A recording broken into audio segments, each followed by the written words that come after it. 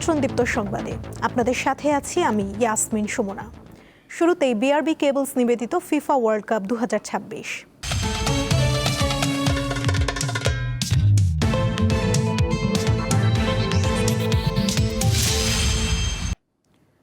Football বিশ্বকাপ ঘিরে দেশে এখন চলছে নানা আয়োজন। হবিগঞ্জে তেমনই হয়ে গেল আর্জেন্টিনা ব্রাজিল সমর্থকদের মধ্যে প্রীতি ম্যাচ। খেলা শেষে আয়োজন করা হয় ভোজের।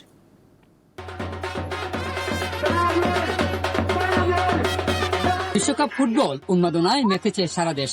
ছোট্ট বড় সকল বয়সের মানুষের আলোচনার কেন্দ্রবিন্দুতে এখন বিশ্বকাপ ফুটবল, যেখানে মেসি, রোনালদো ও নেইমারের মতো তারকাদের জাদুকরি দাপটে কাঁপছে বিশ্বকাপের মাঠ।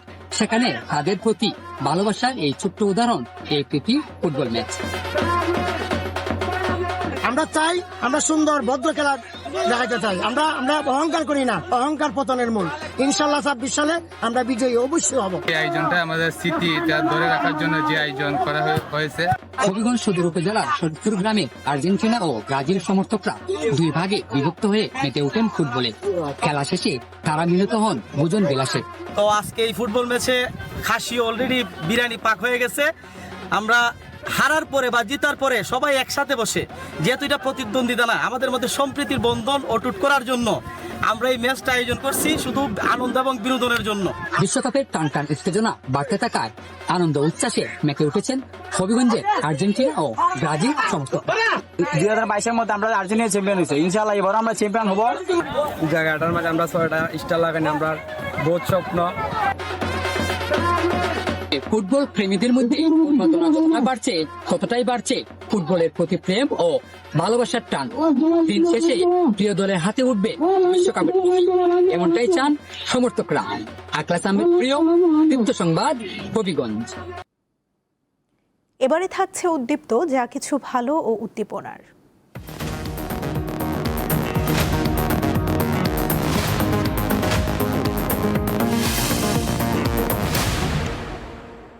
স্বপ্ন পূরণে দেশব্যাপী সফর করছেন পটুয়াখালীর এক যুবক। মসজিদে মসজিদে ঘুরে দিচ্ছেন আজান। থাকা ও খাওয়া সবই হচ্ছে মানুষের ভালোবাসায়। এটি একটি বিরল দৃষ্টান্ত বলে মনে করছেন স্থানীয়রা। পটুয়াখালীর পায়রা বন্দর সংলগ্ন মধ্য টিয়াখালী গ্রামের সরওয়ার হাওলাদারের ছেলে আলী আকবর। সম্প্রতি সিভিল ডিপ্লোমা শেষ করেছেন তিনি। ছোট থেকেই আকবরের স্বপ্ন ছিল দেশের 64 জেলার একটি করে মসজিদে আজান দেবেন ও নামাজ আদায় করবেন। গত 8 এপ্রিল যাত্রা শুরু করেন তিনি। এরই মধ্যে সফর করেছেন চট্টগ্রাম, কক্সবাজার, ফেনী, নোয়াখালী সহ অন্তত 22টি জেলা। ঘর থেকে খালি হাতে বের হয়ে নানা অভিজ্ঞতা অর্জনের পাশাপাশি উপভোগ করছেন বিভিন্ন দর্শনীয় স্থান। বেশিরভাগ রাত কাটাচ্ছেন মসজিদে।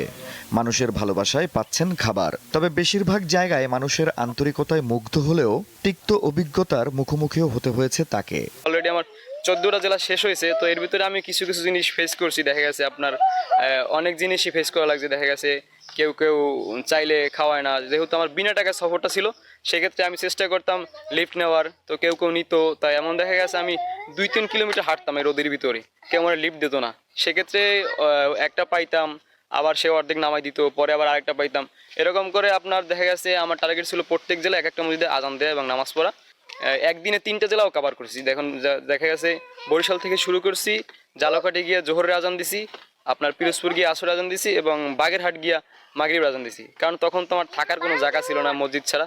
তো আমি চেষ্টা করতাম যে আমি যত তাড়াতাড়ি পারি আমার এই যে জেলাগুলো কভার করা। আলী আকবরের ব্যতিক্রমী সফরকে একটি বিরল ঘটনা বলে মনে করছেন স্থানীয়রা। 64 জেলা 64টা মসজিদে আজান দিয়ে নামাজ পড়ার জন্য আমরা অতি উৎসাহিত যে আসলে ও সামনের দিকে আগাইয়া যাক। আমরা সবাই এই জন্য ওর এই দীর্ঘ বা সুস্থ কামনা করছি। আমরা খুবই খুশি হয়েছি যে একটা বাংলাদেশে 64 জেলা বিনা টাকায় ঘোরা এবং 64টা মসজিদ আজান দেওয়া আমাদের একটা গর্বের বিষয়। তো তার জন্য দোয়া ভালোবাসা থাকবে সবসময়। সে আরও অন্য অন্য জায়গায় যাক এবং তার চ্যালেঞ্জটা পূরণ হোক। শুধু 64 জেলা আজান দেওয়া তার মুখ্য উদ্দেশ্য হলো, এটার সাথে সাথে সে আমাদের বাংলাদেশের 64 জেলা সম্পর্কে, তার ইতিহাস ঐতিহ্য সম্পর্কে সে জানতে পারবে এবং তার এই কাজকর্ম দেখে আরও অনেকে অনুপ্রাণিত হবে এবং বাংলাদেশের 64 জেলা সম্পর্কে ধারণা এবং জ্ঞান লাভ করবে। মানুষের ভালোবাসা নিয়ে সফলভাবে 64 জেলা সফর শেষ করবেন আলী আকবর, এমনটাই প্রত্যাশা এলাকাবাসীর। আফরিদ হাসান, দীপ্ত বার্তাকক্ষ।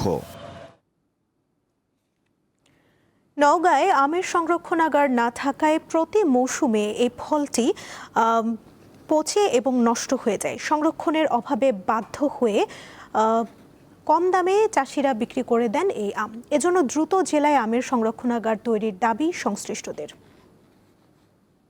প্রতি বছরই নওগাঁতে শত শত হেক্টর জমিতে আমের বাগান সিজন হচ্ছে এবং বিগত কয়েক বছর যাবৎ রাজশাহী ও চাপাই জেলাকে ছাড়িয়ে আম উৎপাদনের শীর্ষে রয়েছে নওগাঁ। কিন্তু প্রতি বছরই একটি আম সংরক্ষণাগার না থাকার কারণে প্রায় 1000 কোটি টাকার আম নষ্ট হয়। নওগাঁতে যদি একটা আম সংরক্ষণাগার থাকতো তাহলে এই আমটা নষ্ট হতো না এবং কৃষকরা ভালো একটা মূল্য পাইতো।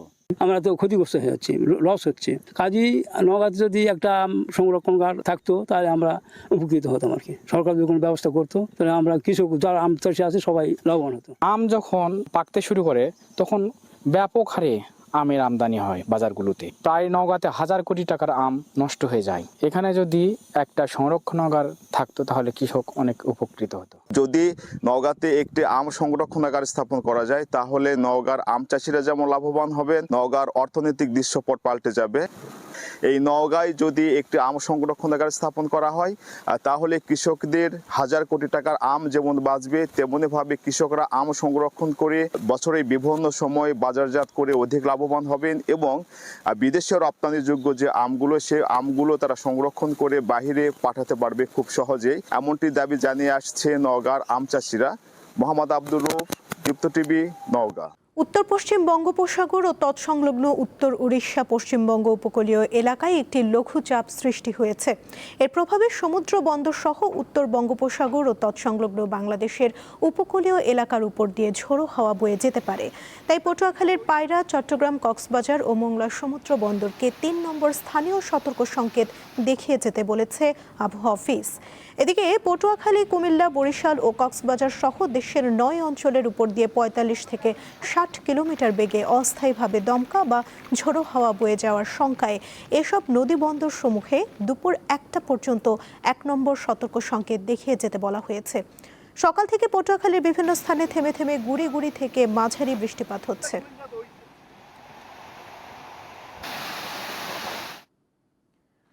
উত্তরের 2 জেলা কুড়িগ্রাম ও নওগাঁয় কমতে শুরু করেছে বিভিন্ন নদ নদীর পানি।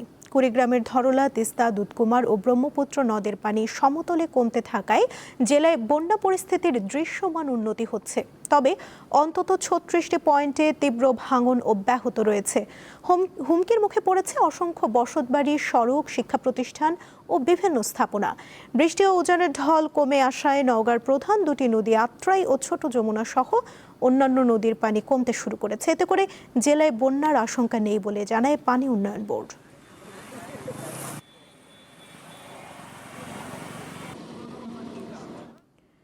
প্রশান্ত মহাসাগরের তলদেশ দিয়ে নিঃশব্দে ধেয়ে চলছে বিশাল এক উষ্ণ পানির স্রোত। বিজ্ঞানীরা একে বলছেন কেলভিন ওয়েভ। এই কেলভিন ওয়েভই ডেকে আনছে ইতিহাসের অন্যতম শক্তিশালী সুপার এল নিনো, যে কারণে বিশ্বজুড়ে খরা, বন্যা ও তাপপ্রবাহের আশঙ্কা করা হচ্ছে। সাগরের নিচের এই ঢেউ কতটা ভয়ঙ্কর? সাধারণত সাগরের তলদেশের পানি সমতলের চেয়ে অনেক ধীরে উত্তপ্ত বা শীতল হয়, কিন্তু সমুদ্রের গভীরে চলমান বিশাল উষ্ণ পানির ঢেউ ইতোমধ্যেই কিছু এলাকায় স্বাভাবিক তাপমাত্রার তুলনায় প্রায় 7.5 ডিগ্রি সেলসিয়াস পর্যন্ত বেড়ে গেছে। এই কারণেই বিশ্বজুড়ে আবারও ছড়িয়ে পড়েছে ভয়াবহ জলবায়ু আতঙ্ক। বিজ্ঞানীরা সতর্ক করছেন, প্রশান্ত মহাসাগরের গভীরে তৈরি হওয়া অস্বাভাবিক উষ্ণ পানির দানবীয় প্রবাহ পৃথিবীকে ঠেলে দিতে পারে এক বৃহৎ সুপার এল নিনোর দিকে। বিজ্ঞানীরা দাবি করছেন এখনকার কেলভিন ওয়েভটি 1997 সালের মারাত্মক কেলভিনের রূপের সঙ্গে পাল্লা দিচ্ছে। 1850 সালের পর থেকে এমন সুপার এল নিনোর দেখা মিলেছে মাত্র 6 বার। এল নিনো হলো একটি প্রাকৃতিক প্রক্রিয়া যা কয়েক বছর পর পর প্রশান্ত মহাসাগরের নিরক্ষীয় অঞ্চলের উপরিভাগের পানিকে মারাত্মক উষ্ণ করে তোলে। বিশেষজ্ঞদের আশঙ্কা এবার দক্ষিণ ও দক্ষিণ পূর্ব এশিয়ায় ভয়াবহ খরা, পানির সংকট এবং কৃষি উৎপাদনে বড় ধস নামতে পারে। বাংলাদেশেও বাড়তে পারে তীব্র গরম, বিদ্যুৎ সংকট, ফসল হানি এবং ডেঙ্গু সহ বিভিন্ন রোগের ঝুঁকি। অতিবৃষ্টির কারণে হাওর অঞ্চলে অনেক ক্ষয়ক্ষতি হয়েছে। ইভেন প্লেনল্যান্ডে যেসব জায়গা ধান কাটার সেক্ষেত্রেও সমস্যা হয়েছে বৃষ্টির কারণে। তারা অনেক সময় এই 2 টাইমে ধান শুকাতে পারেনি। আমন ধান যেটা, এটা অনেকটা হচ্ছে পানির উপর নির্ভরশীল, বর্ষার কম বৃষ্টির উপর নির্ভরশীল। সেক্ষেত্রে আপনার এক্সট্রা ইরিগেশন দিতে হবে, সেচের ব্যবস্থা করতে হবে। এক্ষেত্রে আপনাকে জ্বালানি বেড়ে যাবে, চাহিদা বেড়ে যাবে।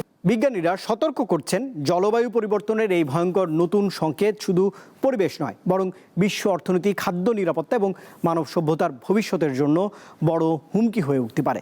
বিজ্ঞানীরা আরও বলছেন, 150 বছর আগে এমন এক বিভীষিকাময় এল নিনোর প্রভাবে দুর্ভিক্ষে বিশ্বের তৎকালীন জনসংখ্যার প্রায় 4 ভাগ বিলুপ্ত হয়ে গিয়েছিল। 2026 সালের সুপার এল নিনোর প্রভাবে প্রাণীজ আমিষের বাজারে বড় ধরনের অস্থিরতার পূর্বাভাসও দিচ্ছেন বিশেষজ্ঞরা। এদিকে মার্কিন ক্লাইমেট প্রেডিকশন সেন্টার জানিয়েছে, এই গ্রীষ্মে এল নিনো হবার সম্ভাবনা রয়েছে 62 ভাগ। আন্তর্জাতিক প্রসঙ্গ। ইরানের নিহত সর্বোচ্চ নেতা আয়াতুল্লাহ আলী খামেনির জানাজা ও শোক প্রকাশ ঘিরে তেহরানে জড়ো হতে শুরু করেছেন সাধারণ মানুষ। তবে এই আয়োজনে অংশ নিতে পারছেন না তার ছেলে মুস্তফা খামেনি। দেশটির রাজধানীতে কালো পোশাক পরিহিত বাসিন্দাদের ইরানের জাতীয় পতাকা উড়াতে ও শোক প্রকাশ করতে দেখা গেছে। এছাড়া খামেনির মরদেহ বহনকারী কফিনের ছবি প্রকাশ করেছে দেশটির কর্তৃপক্ষ। মূল অনুষ্ঠান শনিবার থেকে শুরু হলেও শুক্রবার সকাল থেকে সর্বসাধারণের জন্য শ্রদ্ধা নিবেদনের আনুষ্ঠানিকতা শুরু হবে, যা দুপুর 12টা পর্যন্ত চলবে। এই অনুষ্ঠানে পাকিস্তান, বাংলাদেশ, রাশিয়া ও চীন সহ বিভিন্ন দেশের কর্মকর্তা ও বিশিষ্ট ব্যক্তিবর্গ শোক প্রকাশ করবেন। পাশাপাশি বিভিন্ন দেশের বিপুল সংখ্যক সাধারণ মানুষ অংশ নেবেন।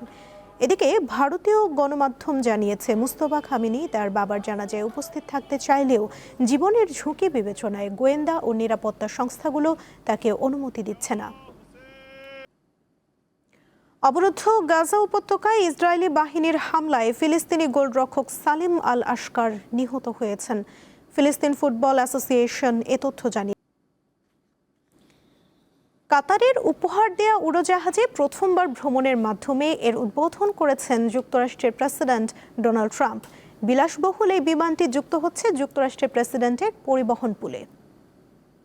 গত বছর যুক্তরাষ্ট্রের প্রেসিডেন্ট ডোনাল্ড ট্রাম্পকে কাতারের সরকার বিলাসবহুল অত্যাধুনিক বোয়িং উড়োজাহাজ উপহার দিয়েছিল এবং বুধবার নর্থ ডাকোটার উদ্দেশ্যে রওনা দিয়ে সেই বিলাসবহুল বোয়িং বিমানের ব্যবহার শুরু করেছেন তিনি।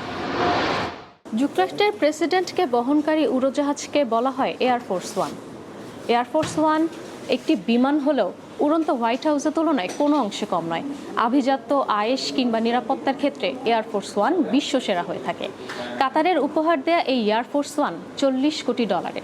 এয়ারফোর্স ওয়ান শুধুমাত্র যাত্রী বহনকারী বিমান নয়, এটি আদতে একটি উড়ন্ত প্রেসিডেন্সিয়াল কমান্ড সেন্টার।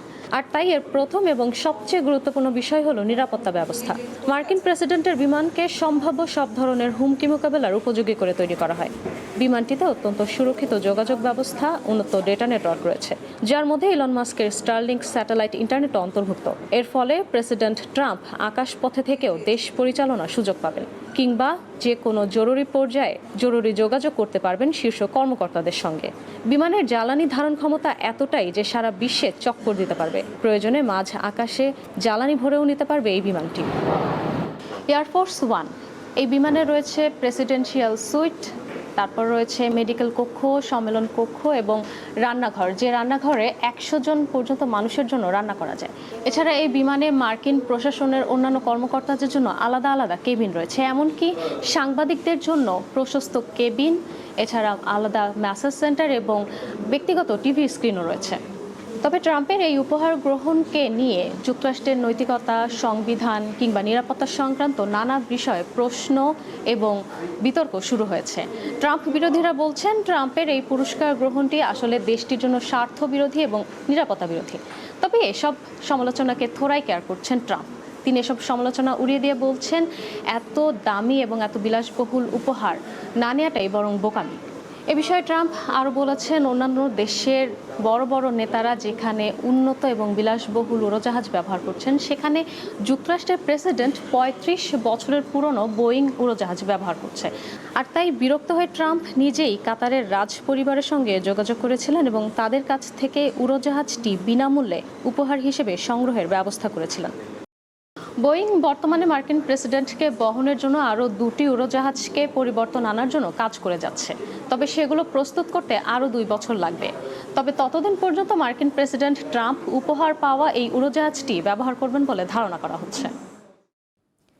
এই ছিল এখনকার মতো। পরবর্তী সংবাদ দুপুর 2টায় দেখার আমন্ত্রণ রইল। এছাড়া আরও তথ্য পেতে যুক্ত থাকুন দীপ্ত ডিজিটাল প্ল্যাটফর্মের সাথে। ধন্যবাদ সবাইকে।